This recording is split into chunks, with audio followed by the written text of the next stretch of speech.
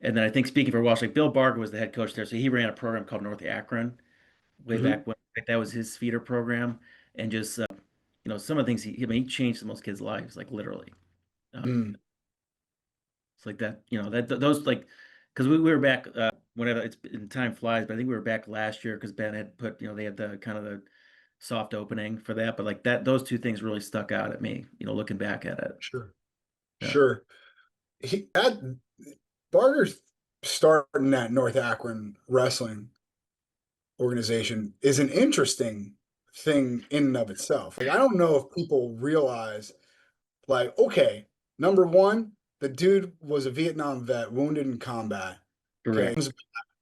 Okay. And takes the job at Walsh Jesuit and steps down from the position that he has as head coach because he knows that in order to build a legitimate program, you need to have some type of a feeder program. Starts a youth program in one of the worst areas of the state. Is that? I mean, it's I pretty mean, safe. I think I'm okay saying this, but like a lot of these guys they had nothing growing up. I mean, literally Nothing. not good home family lives. They had no money.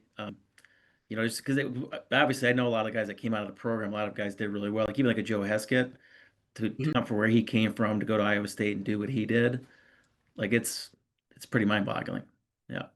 But again, to like take it, it's so easy to like watch a movie and go, yeah, he needed to start a feeder program.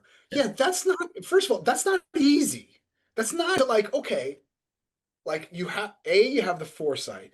B, you got to actually do it. You're taking money out of your own pocket, okay, to literally go back, start something in a area that probably isn't the most wrestling rich area of the state or the country. I'm going to start this thing, and it's going to eventually feed into the Walsh room, and to do it, and then to actually do it, like that's the other thing, like you actually have to do it.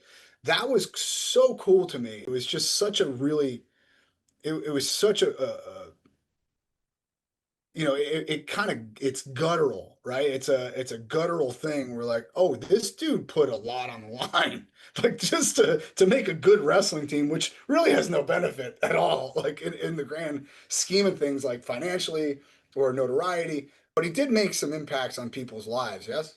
Yeah, and it's no different in St. There's a lot of guys that, even like the West Shore program I mentioned earlier, that's been around forever. In fact, the guys, a guy named Guy Sako and then Jeff Leonard, they actually still run that program to this day. That's been a big feeder.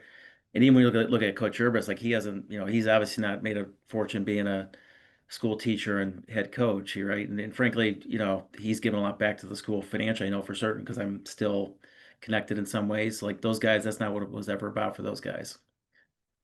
Yeah, that's a cool thing, man.